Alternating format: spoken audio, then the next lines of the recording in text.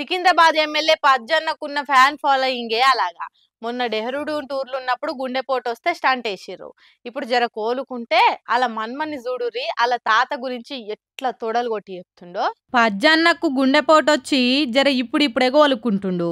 ఇక అభిమానులు పాటోలు కార్యకర్తలంతా చూసిపోతందుకు వస్తుర్రు. గట్లనే అందరిలో కూర్చుంటే జర నిమ్మలం ఉంటదని బయట సోఫాలో కూర్చొని మాట్లాడుతుండో వచ్చిన వాళ్ళు అందరితోని. ఇక అప్పుడు ఆయన మన్వడు తాత గురించి ఎట్లా మాట్లాడుకొస్తుండో ఇనురి.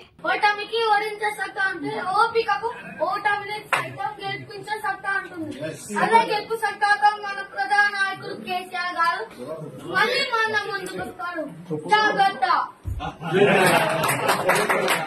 ఓటమికి ఓడించే సత్తా ఉంటే ఓపికకు గెలిపించే సత్తా ఉంది. ఓపికతో ఉంటే రానున్న రోజుల్లో విజయం మనదే, అధికారం మనదే.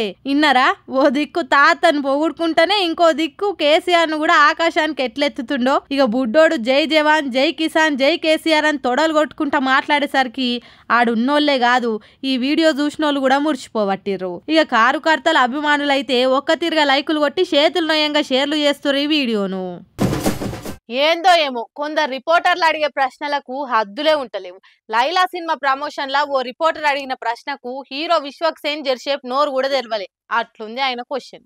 ఇనోరు మీరు కూడా. సినిమా ప్రమోషన్ల క్వశ్చన్లు ఎంత మితిమీరుతున్నాయంటే జవాబు చెప్తందుకు నోరు కూడా వస్తలే సెలబ్రిటీలకు. అట్లనే ఇప్పుడు అదే కష్టం హీరో విశ్వక్ సేన్ కు వచ్చి పడ్డది.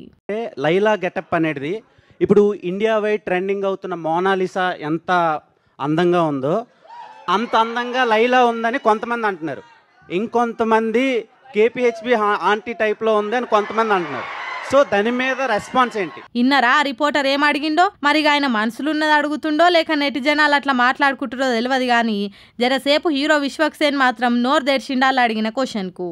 ఇంటర్నేషనల్ ఫిగర్ ని తీసుకొచ్చి కేపీహెచ్బి కాడ పెడతాను.